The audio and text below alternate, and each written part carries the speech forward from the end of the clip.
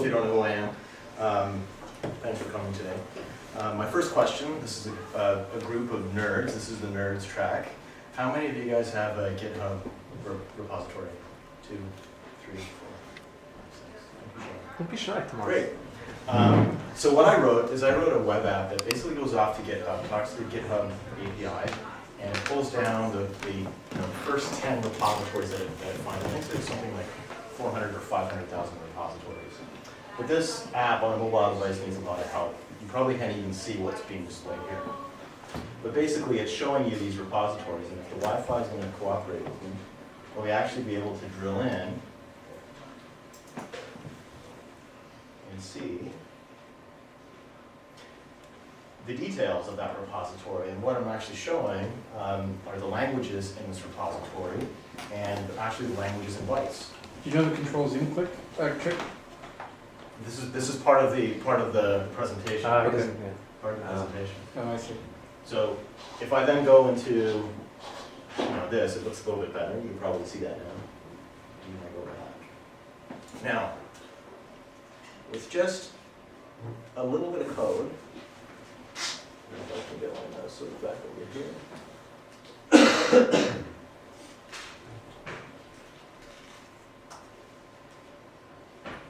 This same page. Where are you?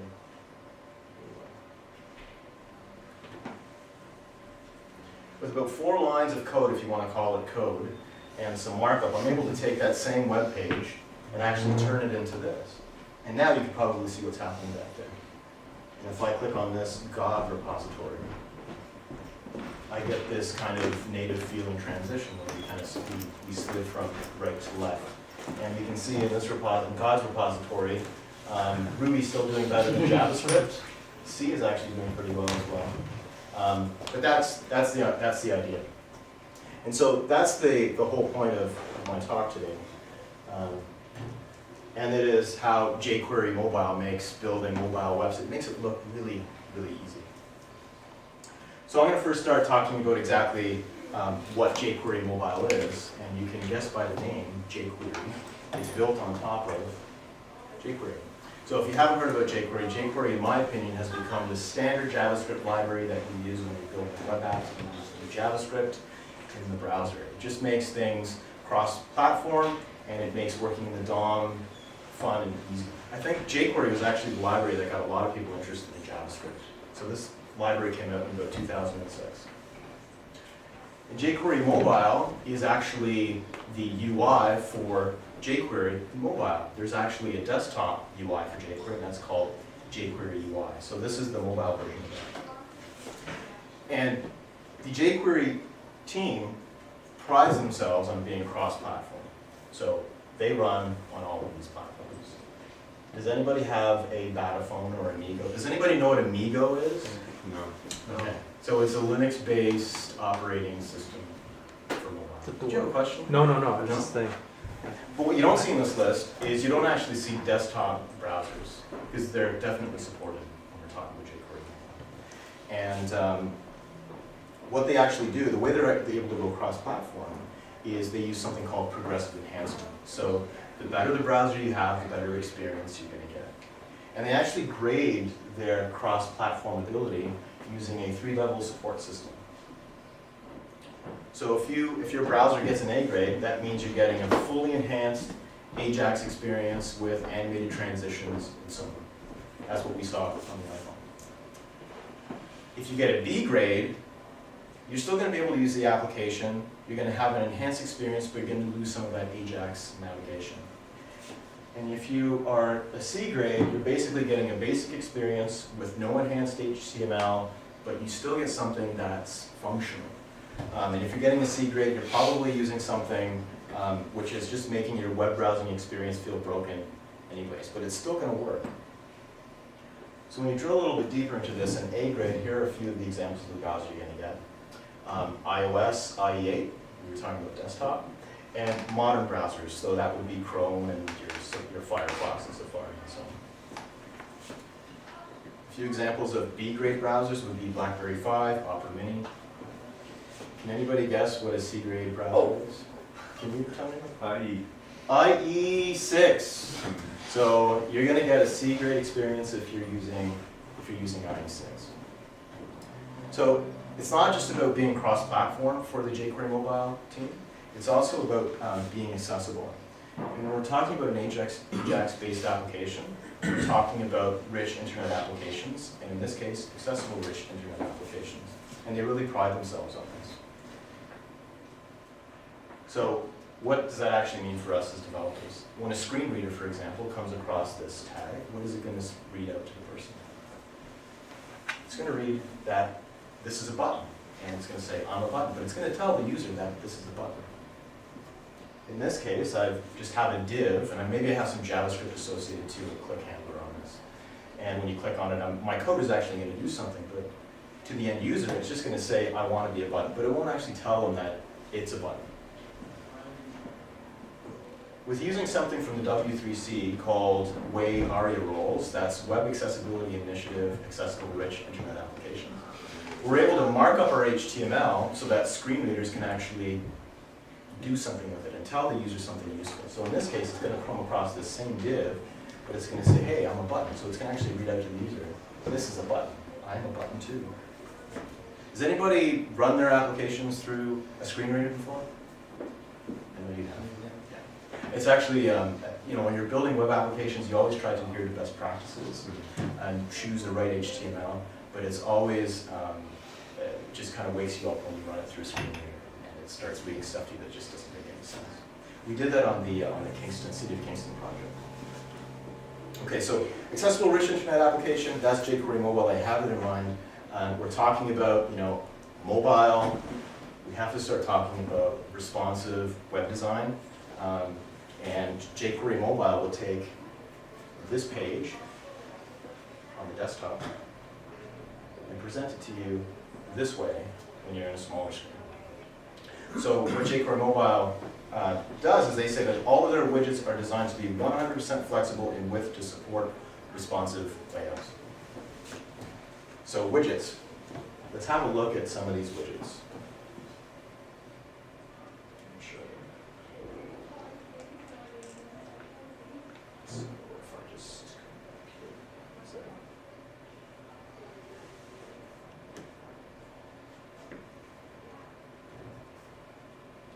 I'm wondering if I could just actually click on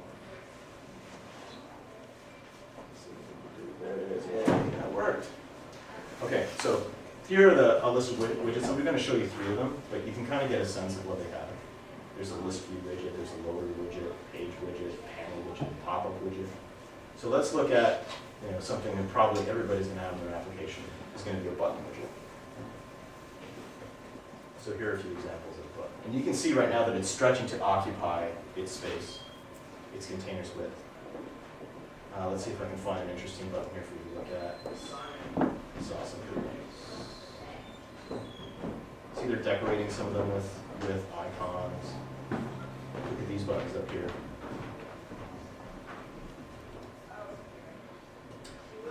Another one that would be good to look at would be the select. So let's look at the list view widget.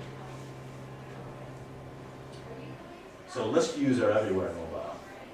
This is an example of a list view. And what they're demonstrating are different ways that you can show your list views. So here's a really basic one. This one looks kind of cool. So if I click on this, is what I'm doing. So you kind of get the idea. The last one I'm going to show you is the select menu widget. So when you tap on this, it's actually bringing up a combo box or a select box for you. So what does that mean when you tap on that on the iPhone? It's not going to show you that. What it's going to do, because this is actually a native control, it's going to slide up that spinner or that picker wheel that you get on the iPhone. It's going to slide from one at a time. So that's kind of cool.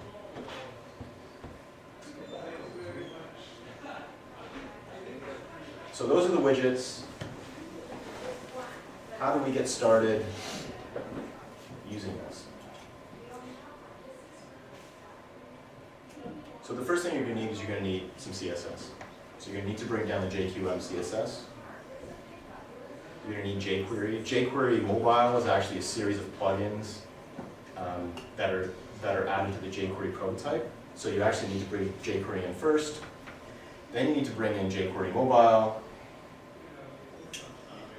and you can get all of this stuff via their CDN. And then finally, you need to mark up your page in a way that jQuery mobile will understand. So let's look at that. So before I actually show you what resources you need to reference in your HTML, if you remember when I brought up the page, it looked like it was zoomed out. And what the browser on the mobile device is going to try to do, it's going to try to give you the desktop experience. It's going to try to show you everything. So that's why everything looked really small.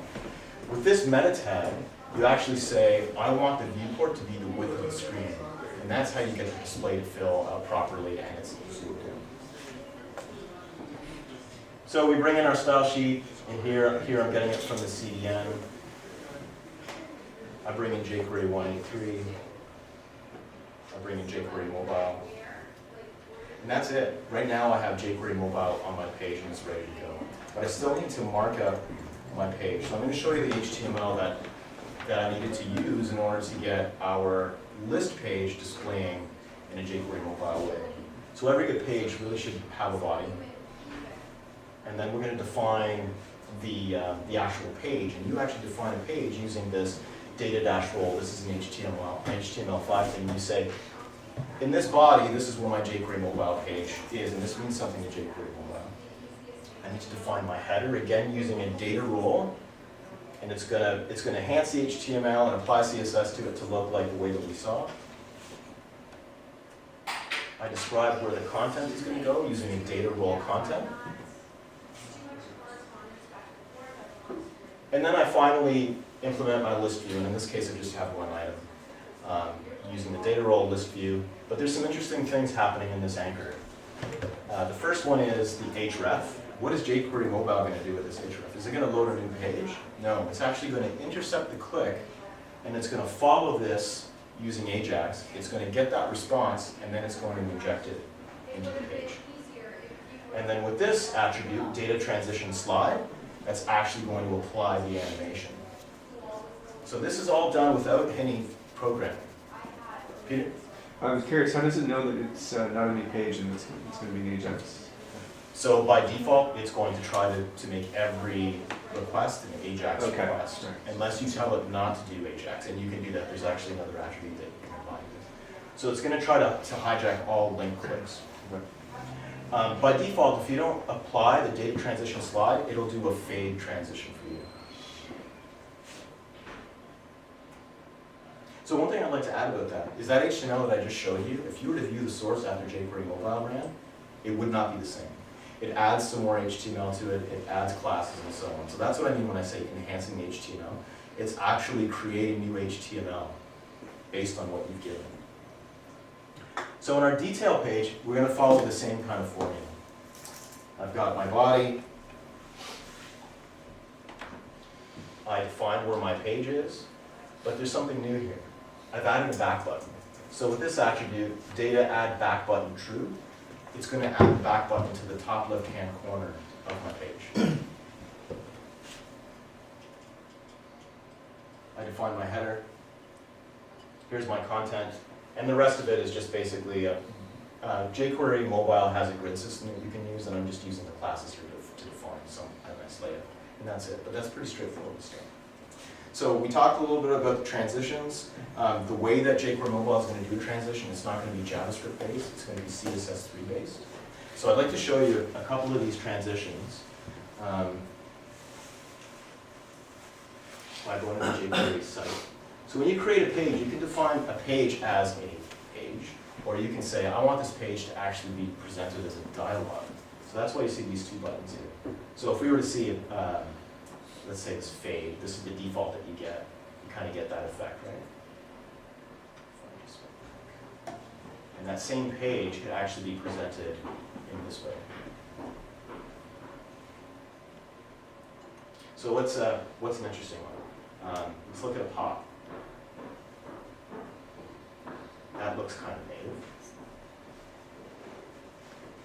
And if we did a flip, it's kind of cool. What's a turn?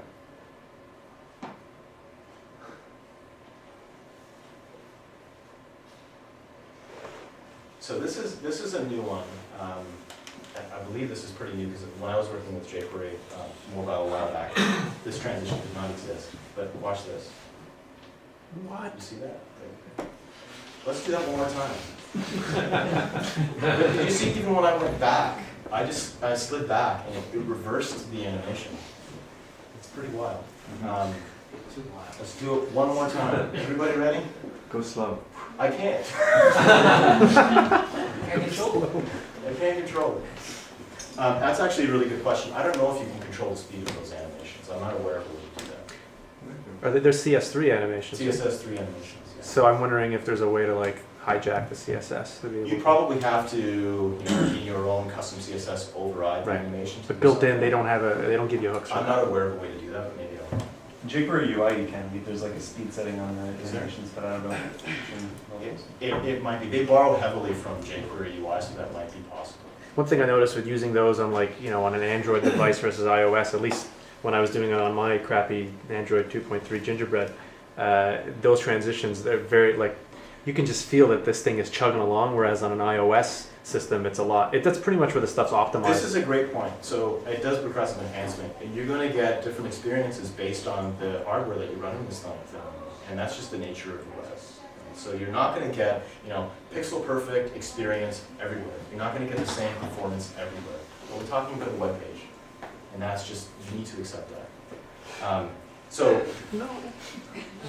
some customers don't want to hear that, but it's, you need to accept it.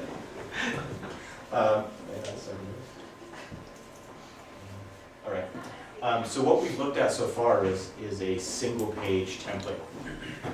And then you might, if you're talking about AngularJS, you might think, hey, that's a SPA, that's a single page application. That's not true. What that actually means is that you only have one data role page in your shell page. Okay? Every other template is remote. So when I make an AJAX request and I click on a link, that page, that HTML lives on a server somewhere. It doesn't exist in the shell page. Okay? But when we start talking about a multi-page template, now we're talking about a single page application. So that means you have multiple data role pages inside of your shell page. So I want to show you how you go about creating a multi-page template. Our good old friend, the body. This is all the same stuff that we had before, but there's something new here. My href looks different. It's not actually, it doesn't look like it's going to be talking to a server. This is an internal link. So it's going to try to find this in my page somewhere. So where is that? It's right down here. So here's my detail page embedded in my shell page, and it's going to look for this ID. And that's what it's going to do. So it's going to find this thing, and the same transition that we applied before is going to be applied here. Make sense? Okay. Well, where do you get the data? It's going to have an empty page. So when we start going this way, you actually are going to have to start putting your JavaScript programming hat on and start coding a little bit. So you're probably going to make a request to the server to get some data, fill out your HTML, and then say, okay, show the page. So I'm going to show you how to do that. First thing you need to do is you need to listen for events, and you need to react to those events. You're probably going to request JSON. You're not going to be dealing with HTML anymore. And then you need to actually execute that page change programmatically. So the first thing I'm going to do is this in jQuery. This is jQuery. I'm going to use CSS selector syntax. That's a mouthful. But this is something that would work in CSS. So it's basically saying, I want to find any element on the page that has a data role page on it. And when this event fires on this page called pageInit, this is a jQuery mobile event that basically tells you this page is ready to go, you can start using it.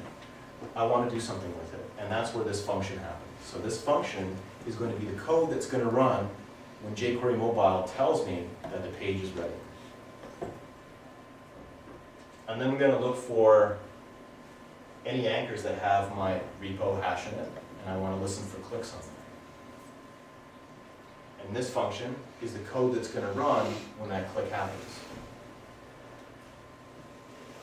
So by default, the browser's going to want to try to follow the link. It's going to want to try to do a full page relink. So we need to stop it from doing that. So I get a handle on E, which is short for event. It's going to give me the event, and I say, don't do your usual thing of trying to load a full page. I'm probably going to make an AJAX request for some data here. I'm probably going to talk to GitHub at this point and say, give me some data.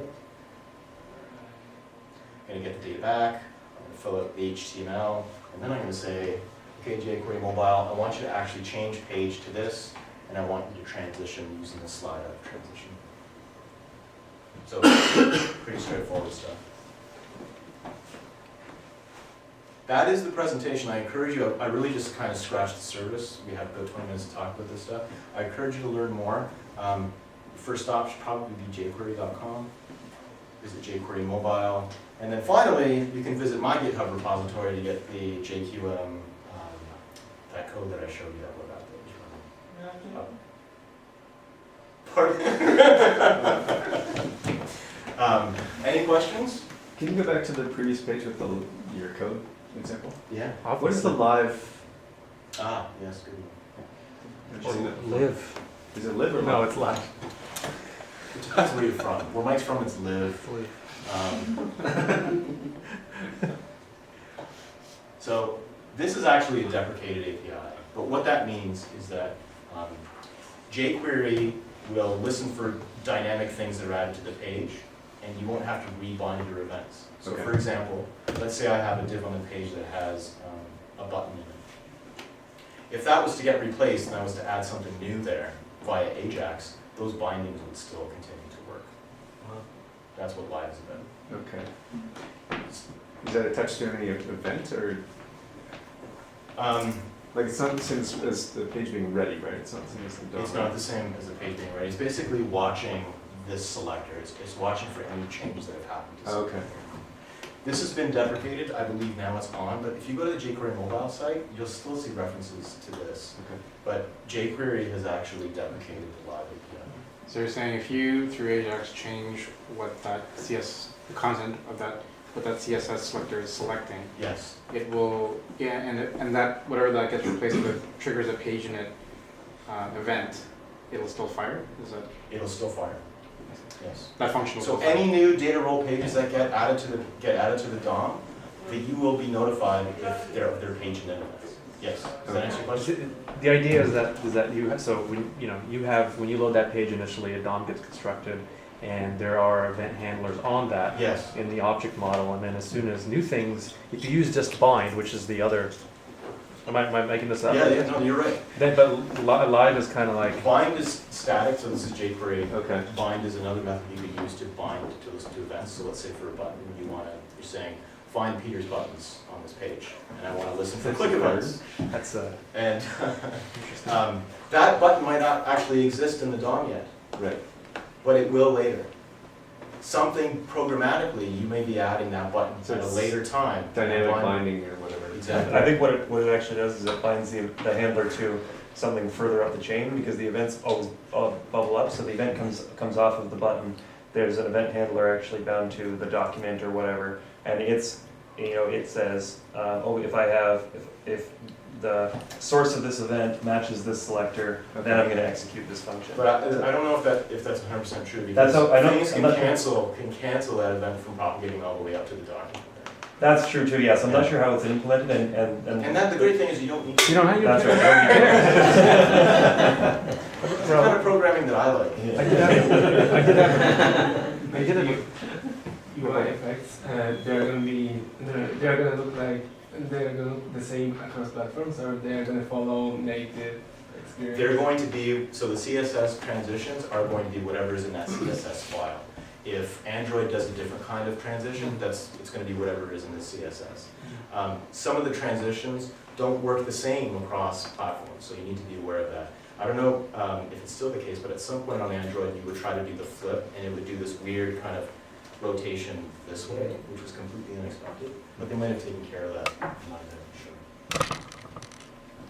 More questions? Ron? That same code, if you advance it further, there's Yeah. a $.mobile. What is that? $.mobile. the change Oh. page. Yeah, Oh, it's down not here. about that change page. This guy right here. Yeah. This is the jQuery mobile object that's bound to jQuery. Oh. So without jQuery mobile, this property does not exist. I see. So we're referencing jQuery, and on jQuery, there's a mobile object that has this method change page. A little silly question though. Go ahead. Do they have, because you know with regular jQuery, we have the document ready shorthand where you can just put, it's literally just $sign, and it seems like this is the kind of thing that's just stock all the time. You haven't seen anything on your travels of like a shorthand equivalent of like the page in it? No, I haven't. Because pretty much you have to do it, yeah. I mean, That's a good question. you could probably, I'm They sure. actually recommend not to use the .ready handler. Right, I mean, that makes sense in that For context. jQuery mobile, they say listen for page init events, or the other page events. That Right. follow. So, I mean, could you see yourself using something like this on an FS project, for example? Marking up your weighted application to be a little bit more mobile friendly? How would this fit in with Wicked? So really what we've done here is we've decorated the HTML in a particular way. Everything else would kind of be, just let jQuery intercept the clicks and make an AJAX request and sell a full page reload, for example. I have a question, Mark. Is there a way to make your web application use jQuery mobile for mobile devices and not use it for other Yes. browsers? Yeah, so imagine you had a JSP, and then your JSP would say, hey, is this request for a mobile device? Okay, so what's the right way to do that? Because some of the mechanisms that are available have been deprecated for determining what your device is. Is that true? That's what I ran into. Okay. There's some stuff that where don't plan on using this because it's going to be deprecated. So typically it would be based off of like the user agent request pattern. Okay. I'm saying that that's not. It wasn't so much the user agent. There's I think there's stuff on the mobile object that you can say is mobile or is whatever. Okay. And I just wasn't sure what the best practice was for figuring that out. I'm not sure. I'm not sure what mobile object you're referring to. Okay. I'm probably getting the name wrong, but there was something that it wasn't obvious how to do it. Okay. Yeah, that's And what I typically, from my experience, it's been based off of the request type. You try to detect the client that is making Okay. the request. And one simple thing you could do is, well, there are two approaches. You have two separate pages, but now you have code duplication. Yeah. Where you serve up the same page, and with the JSP example, you would conditionally include jQuery mobile or not. Okay. And then your HTML would continue to render that as it normally did. The data role attributes have no consequence in anything. I wonder if what you're talking about is, because I mean, if you're looking at the user agents string, I mean, it's a string, so I can imagine that there's some flakiness there, perhaps. I mean, they probably keep that stuff pretty, you're always going to find iOS in there, you're always going to find, Yeah. If I can relate it back to a technology that we also use in Teleware, which is LifeRay. I don't know if you guys have worked with LifeRay. I think a few of us have. Great, so- They actually have some code that will tell you whether or not it is mobile. And you can use that on the server side. And then on the client side, they actually will decorate the HTML and tell you with the CSS class in the HTML that this is mobile, this is the platform that it came from, and a bunch of information.